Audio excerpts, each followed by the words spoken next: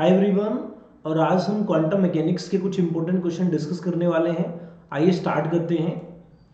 An electron of mass m is confined to move in a one dimensional box of length b. If it makes a radiative transition from second excited state to ground state, the frequency of photon emitted will be। देखिए क्या बोला है भाई, एक आपकी ground state है, एक second state है, एक आपकी ये आपकी ग्राउंड स्टेट हो गई, ये आपकी फर्स्ट एक्साइटेड स्टेट हो गई and this will be the second excited state. तो क्या बोला है कि पार्टिकल कहाँ पे है, particle is in the second excited state और वहां से ट्रांजिशन करता है किसमें, ग्राउंड स्टेट में ट्रांजिशन करता है। तो आपसे पूछा कि जो एनर्जी एमिट होगी वो कितनी होने वाली है, तो आपको पता होना चाहिए एनर्जी की वैल्यू क्या होती है भाई। E इक्वल टू किसके बराबर होता है भाई, एनर्जी का formula E equal to N square H square upon 8 ml square, कुछ ऐसा फार्मूला बनता है अपना। जी हाँ, यहाँ पे आप देख लोगे सिंपली, एक बार n की वैल्यू क्या लेनी पड़ेगी भाई, 1 लेनी पड़ेगी और यहाँ पे 2, यहाँ पे 3। ठीक, तो कुछ ऐसे बनेगा, एक बार 3 होगा n का वैल्यू और एक बार 1 होगा, 3 का स्केयर माइनस 1 का स्केयर और यहाँ पे रहेगा h square upon 8 ml square. ठीक, इतनी आने वाली है भाई आपकी। आप चेक करेंगे 9 माइनस 1 8 आएगा, 8h square upon 8 ml square. 8 से 8 यहाँ पे कटने वाला है, h square upon ml square आएगा और l की जगह इसने b लिया, लेंथ b लेके चला है, तो c going to be the right option. चलिए अगला क्वेश्चन देखते हैं भाई। The wave function of a quantum mechanical particle in 1D box of length a is given by. एक वेव फंक्शन हमें बता रहा है कि ये वेव फंक्शन आपका है 1D बॉक्स के लिए। ओके, बोला है the value a for the box of length 200 nanometer will be. a का वैल्यू मेरे से पूछा क्या होगा। देखिए ध्यान दीजिए, a का मतलब क्या है, यहाँ पे a is a normalization constant. और ध्यान दीजिएगा, जो नॉर्मलाइजेशन कांस्टेंट आपका होता है that will be written as √1 by length, √2 by length, sorry 2 by length, √2 by length, ये आपका फार्मूला होता है √2 बाय लेंथ। चाहे जो भी बॉक्स आपका है, चाहे जो लेंथ आपको दे रखी है, तो क्या करेंगे, √2 बाय लेंथ का वैल्यू कितना दे रखा है भाई, देखिए ऑफ लेंथ ए दे रखा है भाई, तो √2 बाय ए आएगा।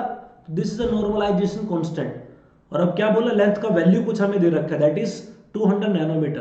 तो कुछ ऐसे बनेगा √2 by 200 nanometer, just like this. काटने वाले हैं इसको आप, कुछ ऐसा बन जाएगा रूट दैट इज 1/100 और आपका क्या हो जाएगा, देखिए नैनोमीटर ऊपर जाएगा तो नैनोमीटर कितना आ जाएगा भाई, माइनस का 1/2।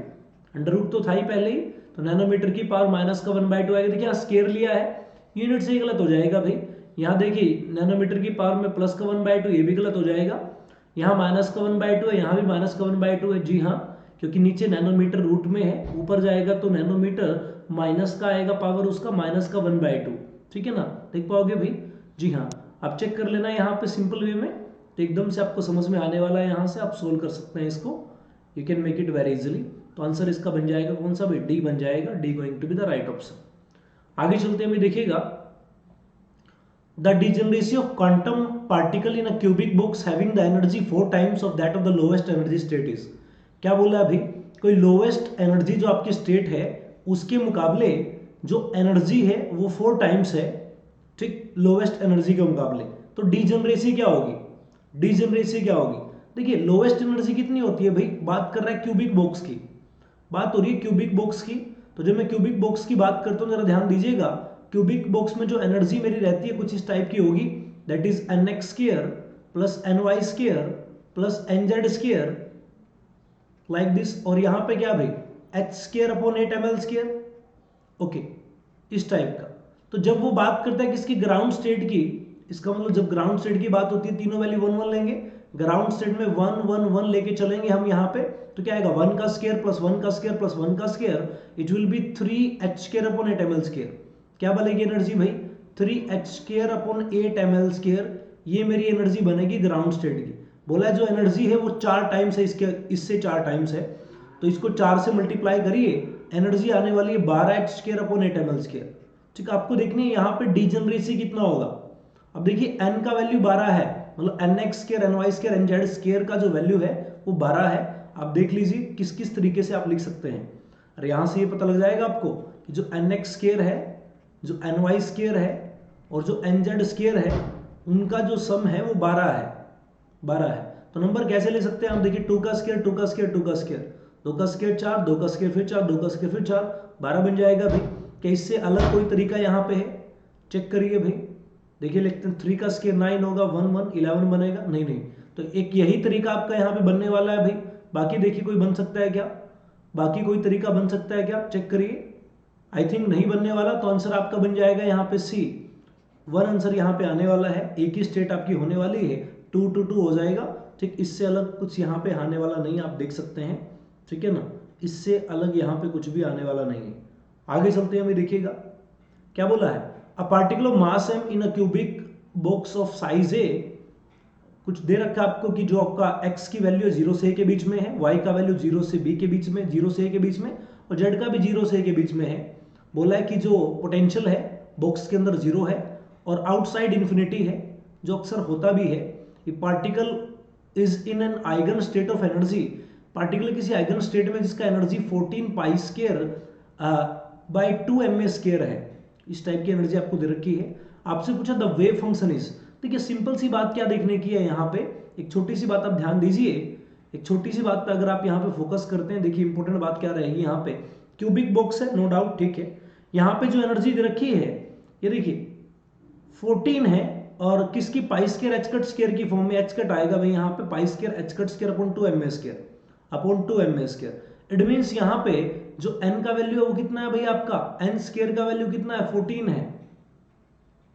अरे यही तो होगा वैल्यू, आप इस तरीके से करते थे ना, energy equal to n square H square 8 ml square, ठीक। यहाँ पे h का वैल्यू रख दीजिए भाई, h का वैल्यू क्या होगा भाई, देखिए हमें पता है h cut equal to h upon 2 pi, तो h का वैल्यू क्या होगा, h कट 2 पाई, h का वैल्यू क्या होगा, h कट 2 पाई। देखिए n स्क्वायर, यहाँ पे h कट आएगा, h कट का स्क्वायर फिर 2 पाई का स्क्वायर, तो पाई का स्क्वायर आएगा, साथ में 4 होगा, नीचे 2 आ जाएगा, 2 ml स्क्वायर, यही तो बन रहा है अभी। देखिए इसका मतलब n स्क्वायर का वैल्यू कितना आया मेरा यहाँ पे, 14 है।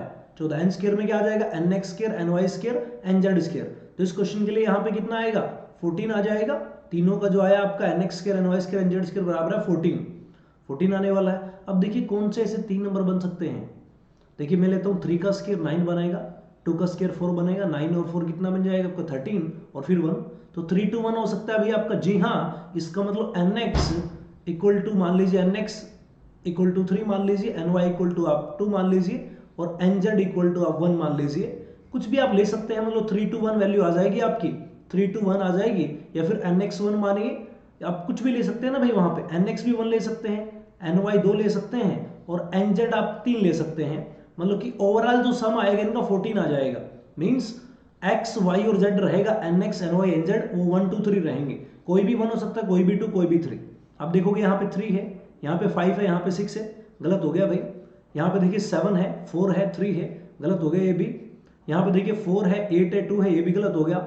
यहाँ पे देखिए 1 है, 2 है, 3 है। जी हाँ, यहाँ पे वैल्यूज मैच कर रही है बिल्कुल, क्योंकि यहाँ से यहाँ n की वैल्यू 1 है, ny का वैल्यू 2 है, nz का वैल्यू 3 है। अगर हम nx ny nz तीनों का स्क्वायर करते हैं और जोड़ते हैं तो आंसर बनता है 14, जो हमारी इस एनर्जी की वैल्यू को सेटिस्फाई करता है। इसका मतलब इस फंक्शन में दी गई वैल्यूज मेरी बिल्कुल ठीक है, तो आंसर बनेगा डी, आंसर बन जाएगा डी।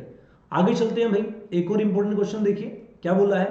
बोला कि wave function of a state of hydrogen atom is given by, wave function हमें दे रखा है, बोला psi nlm denotes the normalized eigen state function of quantum number nlm। यहाँ पे जो लिखा है 200, इसका मतलब क्या है भाई, पहली वैल्यू n की है, फिर l का है, फिर m का है, ऐसे इसने बोला भी है। आपसे पूछे एक्सपेक्टेशन वैल्यू क्या होगी Lz की in the state Sai, Lz का एक्सपेक्टेशन वैल्यू क्या होगा ये आपसे पूछा है।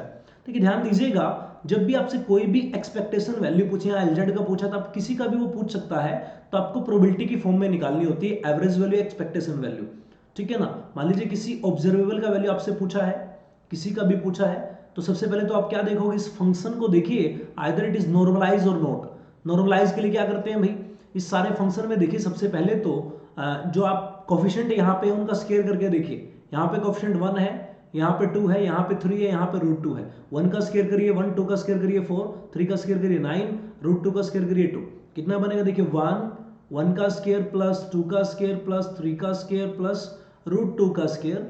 तो यहाँ से देखने से आंसर कुछ आ रहा है मेरा, देखिए 1 + 4 + 9 + 2, देख पाओगे भाई, 9 और 1 9 1 10 और 16 बन जाएगा आपका भाई, 16 बन रहा है। इट मीन्स जो मेरा ये फंक्शन है वो नॉर्मलाइज तो नहीं है।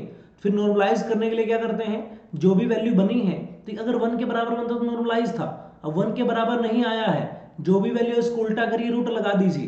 तो मैंने इसको उल्टा किया, तो 1/16 किया और रूट लगा दिया मैंने, तो 1/√16 बनेगा, 1/√16 and you can call it 1/4। It means 1/4 एक किस्म से मेरी वैल्यू आई है, that is the normalization constant. तो इस सारे को 1/4 से आप मल्टीप्लाई करिए, सारे को ही नॉर्मलाइजेशन कांस्टेंट से कर दिया भाई। कोई दिक्कत नहीं होगी यहाँ पे, इतना कर लिया आपने। अब LZ का वैल्यू निकालना है, LZ का वैल्यू निकालना है। देखिएगा LZ जो होता है, LZ को लिखा जाता है MH कट, ये फार्मूला होता है LZ का, MH कट। देखिए यहाँ पे M की वैल्यू 0 है, M तीसरे वाला है। जब M की वैल्यू 0 तो यहाँ से वैल्यू 0 बनेगी, निकालने की जरूरत है ही नहीं। यहाँ पे देखिए तीसरे में यहाँ भी M की वैल्यू 0 है, तो यहाँ से जो वैल्यू आएगी वो भी 0 बनेगी। मतलब सिर्फ मेरे को दो टर्म्स देखनी है, दो टर्म्स देखनी है। निकालूंगा कैसे भाई, निकालूंगा कैसे, लेट्स से LZ निकालना, LZ का एवरेज निकालना है। तो निकालने का तरीका क्या होगा, देखिए P1 LZ1 plus P2 LZ2, जितना भी चलना उतना चल लीजिए आप। अब देखिए क्या करेंगे यहाँ पे भाई, P1 कितना, अब ये तो 0 हो चुके हैं, ये वाले की बात करूंगा, 2/4 है तो इसका स्केयर करेंगे। 2/4 का स्केयर कितना होगा भाई, 4/16, तो 4/16 आएगा, 4/16 यहाँ पे आने वाला है। ये आपका P1 आ गया किस्म से। LZ कितना आएगा यहाँ पे भाई, M की वैल्यू 1 है तो MH कट, तो सिंपल H कट बनने वाला है, H कट आएगा। प्लस का साइन यहाँ पे देखिए भाई, √2/4 है, जब इसका स्केयर करेंगे कितना बनेगा, दैट इज 2/16 बनने वाला है। 2/16 बनेगा, जी हाँ 2/16, और मल्टीप्लाई में कितना, यहाँ भी H कट आएगा, जी हाँ यहाँ भी H कट आने वाला है। तो जरा सोल्व कर लीजिए दोनों को और देखिए वैल्यू क्या बनती है, सोल्व करिए और देखिए वैल्यू क्या बनती है। आप देखोगे ठीक से तो H कट तो दोनों में है, H कट दोनों में है भाई, H कट को कॉमन ले लीजिए, H कट बाहर ले लिया, अंदर क्या बचा, 4/16 प्लस 2/16, यही तो बनाया भाई। अरे 4/16 2/16 तो क्या आ जाएगा, 6/16 बनेगा क्या, बिल्कुल भाई, H कट आएगा और यहाँ पे कितना 6/16 बन रहा है बिल्कुल, तो वैल्यू विल बी 6/16। तो काटिए इसको, जितना कटता है इट विल बी 2 3 6, 2 चौके यहाँ पे कितना कर लोगे 8 आ जाएगा भाई, 2 8 16, तो कितना आ जाएगा, इट विल बी, हाँ इट विल बी 3/8, तो कितना आ जाएगा, H कट और 3/8 आएगा, H कट 3/8, तो आंसर बन जाएगा C। देख लोगे भाई, काफी आसान सा क्वेश्चन है, कोई ज्यादा कुछ करना है ही नहीं इसमें, going to be the very easy. सबसे पहले देखिए नॉर्मलाइज है कि नहीं, अगर नॉर्मलाइज है तो बहुत अच्छी बात है, और अगर नहीं है तो जो भी वैल्यू बनी है उसको उल्टा करिए, रूट लगा दीजिए और वहां से आप निकाल सकते हैं। ओके, उसके बाद देखिए कोई भी वैल्यू अगर आपको निकालनी होती है तो उसको हम एवरेज वैल्यू जब निकलती है प्रोबेबिलिटी की फॉर्म में निकालते हैं, प्रोबेबिलिस्टिक इंटरप्रिटेशन उसका लेते हैं। ठीक, प्रोबेबिलिटी क्या होती है, जो इन psi1 psi2 psi3 psi4 के सामने जो कोफिशिएंट आपके आते हैं C1 C2 C3 C4, उनका स्केयर ही प्रोबेबिलिटी होता है। अगर आपको psi1 के सामने जो फंक्शन है, psi1 के सामने जो C1 लगा है, तो वही क्या होगी, C1 का स्केयर प्रोबेबिलिटी होने वाली है psi1 के लिए, C2 का स्केयर प्रोबेबिलिटी होगी psi2 के लिए, वो आपको देख लेनी है प्रोबेबिलिटी। तो क्या करेंगे, सिंपली यहाँ पे LZ निकालना था तो पहले प्रोबेबिलिटी फिर LZ, फिर प्रोबेबिलिटी फिर LZ, जो भी यहाँ पे वैल्यू बन रही थी, ये दोनों जीरो बना लिए थे मैंने। ठीक, LZ1 इस बार इसके लिए था भाई, LZ1 इसके लिए था और LZ2 इसके लिए था, क्योंकि बाकी दो टर्म्स तो जीरो बन चुकी थी, है ना। चलिए आगे चलते हैं, इसमें और फोकस करिएगा। हाँ, गिवन द एक फंक्शन आपको दे रखा है psi NLM r theta phi की फॉर्म में, जी हाँ, और क्या पूछा आपसे, the position of radial node in 2s orbital is at, बोला कि रेडियल नोड कहां पे आएगी। ठीक है, रेडियल फंक्शन आपके पास है ये वाला, दिस द रेडियल फंक्शन, ये दे रखा है। तो अगर आपको रेडियल नोड निकालनी है तो रेडियल फंक्शन को 0 के बराबर रख दीजिए। लेट्स से मैंने इसको 0 के बराबर रख दिया, जब मैं इसको 0 के बराबर रखूंगा तो सोचने वाली बात क्या है कि ये वाली टर्म्स तो 0 होगी नहीं, इसका मतलब 0 कौन सी होगी, 2 minus R upon A naught, this will be 0, ये 0 के बराबर होगी। इसका मतलब यहां से देखूंगा r अपॉन ए नोट किसके बराबर होगा, 2 के बराबर, और r का वैल्यू क्या आ जाएगा, 2a नोट बनने वाला है, r will be equal to 2a naught. इस तरीके से आप वैल्यू निकाल सकते हैं। आएगी बात समझ में भाई, बिल्कुल। उसके बाद देखिए एक और क्वेश्चन यहाँ पे है, 2a नोट आ जाएगा भाई, b बन जाएगा। एक और क्वेश्चन देखिए, the 2s orbital of hydrogen atom has the radial node at 2a naught psi s is proportional to. देखिए अब उल्टा है बिल्कुल उसका, अरे ऊपर वाले क्वेश्चन का जस्ट रिवर्स। अब बोलते हैं कि नोड 2a नोट पे है तो फंक्शन क्या होगा, अरे यही तो होगा function 2 minus R upon A naught, वही होगा। देखिए उसका रिवर्स पूछ लिया। आगे वाले क्वेश्चन पे चलता हूं। बोला कि आयनाइजेशन पोटेंशियल दे रखा हाइड्रोजन एटम का 13.6 electron volt. First ionization potential of sodium atom assuming that the energy of outer electron can be expressed by the hydrogen like model with effective nuclear charge equal to 1.84। देखिए आपसे पूछा है कि sodium वाले के लिए क्या होगा। देखिए सिंपल सी बात है, हाइड्रोजन वाले के लिए हमें पता माइनस 13.6 इलेक्ट्रॉन वोल्ट है, ठीक। तो डिफरेंस कहाँ पे आएगा भाई, सबसे इंपॉर्टेंट बात क्या है कि डिफरेंस कहाँ पे आएगा। यहाँ पे मेरे को साफ साफ बोल दिया कि जो मेरा जेड इफेक्टिव है उसका वैल्यू 1.84 है, जेड इफेक्टिव का वैल्यू 1.84 है। तो फार्मूला कुछ ऐसा बनता था equal to 13.6 Z square upon N square. तो आयनाइजेशन एनर्जी की बात हो रही है तो पॉजिटिव साइन लेके चलेंगे, यहाँ पे 13.6 जेड स्क्वायर आता है अपॉन में एन स्क्वायर आता है, एन स्क्वायर तो 1 ही होगा। अब यहाँ पे जेड स्क्वायर का वैल्यू कितना होने वाला है, ध्यान दीजिएगा भाई, जेड स्क्वायर देखिए 1.84 का स्क्वायर लेना पड़ेगा क्या, अरे बोलते क्यों नहीं भाई, क्या करना पड़ेगा यहाँ पे, इंपॉर्टेंट बात सोचने की क्या, देखिए हाँ जी क्या करेंगे यहाँ पे। फर्स्ट आयनाइजेशन पोटेंशियल पूछा है किसके लिए, सोडियम एटम के लिए। Energy of outer electron can be expressed by the hydrogen atom, जी हाँ। देखिए जब जेड का वैल्यू यहाँ पे 1 होता, सोचने वाली बात है कि जब जेड का वैल्यू 1 होता तो वैल्यू कितनी बनने वाली थी भाई, वैल्यू कितनी बनने वाली थी 13.6 हाइड्रोजन एटम के लिए। अब जेड का वैल्यू कितना 1.84 है, तो वैल्यू 1.84 रखने वाले हैं, 1.84 रखने वाले हैं जब 13.6 और यहाँ पे 1.84 का स्केयर आएगा इस तरीके से, अपॉन एन का वैल्यू तो 1 ही होगा। देखिए 1.84 मतलब कि 2 से छोटा है, 2 का स्केयर 4 आता और 13 को 4 से मल्टीप्लाई करते तो आपका कितना बन जाता 52 के आसपास आता। अब 2 से थोड़ा कम है 1.84 है तो वो भी 50 से थोड़ी कम वैल्यू आएगी, आंसर विल बी 46। तो आप जस्ट अप्रोक्स वैल्यू भी निकाल सकते हैं और एग्जैक्टली कैलकुलेट करोगे तो 46 ही बनने वाली आप देख सकते हैं। अगला क्वेश्चन करेंगे भाई, what is the degeneracy of level with n equal to 6 in a hydrogenic atom. बोला जब n की वैल्यू 6 होगी तो वहां पे डिजनरेसी कितनी होने वाली है हाइड्रोजेनिक एटम में, हाइड्रोजेनिक एटम में। बिल्कुल भाई हमें पता है जो एनर्जी होती है क्या बनती है एनर्जी, माइनस का 13.6 Z square upon N square, Z square upon N square. और यही क्या होती है मेरी degeneracy, this N square is known to be degeneracy, ठीक। एन की वैल्यू 6 है तो डिजनरेसी हो जाएगी 36। आगे चलते हैं, देखिए क्या बोला है, the operator of angular momentum L Z is, L Z का ऑपरेटर क्या बनेगा ये आपसे पूछा है भाई। ठीक है मैंने आपको बोला था वैल्यू निकालने के लिए आपको क्या करना है, ऐसे सर्कल ड्रा करिए, यहाँ पे लिखिए देखिए एक्स, ये वाई, ये जेड, जो भी निकालना है आपको क्या निकालना है, यहाँ पे एलजेड निकालना है। तो एलजेड क्या होगा भाई, जेड निकालना है तो क्या करेंगे हम, ऐसे आप एरो दिखाइए, तो चलूंगा वाई से एक्स, चलूंगा वाई से एक्स, तो वाई पी एक्स माइनस का साइन जब वापिस आऊंगा माइनस एक्स से वापिस वाई पे एक्स पी वाई, इस तरीके से आपको करना है। अब पी एक्स पी वाई की वैल्यू यहाँ पे रख देनी है, ठीक, पी एक्स पी वाई की वैल्यू यहाँ पे रख देनी है और निकाल के देख लेना है पी एक्स पी वाई की वैल्यू क्या होगी भाई, पी एक्स बराबर है माइनस का H cut D by D X, और पी वाई क्या होगा, पी वाई क्या होगा भाई माइनस का H cut D by D Y. इस तरीके से आपको देख लेना है, दोनों वैल्यूज यहाँ पे पुट करेंगे और आंसर निकाल लेंगे, बड़ा आसान होने वाला, कोई दिक्कत यहाँ पे नहीं होगी। आगे देखिए, two operator A and B commute if, दो ऑपरेटर कम्यूट करेंगे कब भाई, अगर ए और बी, ये ब्रैकेट आपने लिया इस तरीके का कम्यूटेटर होता है वो 0 के बराबर होगा, A B minus B A 0 होगा, B A minus A B 0 होगा, कि सारी की सारी स्टेटमेंट ठीक है जी हाँ, सारी बातें ठीक है यहाँ पे, ठीक, तो ऑल बन जाएगा इसका भाई।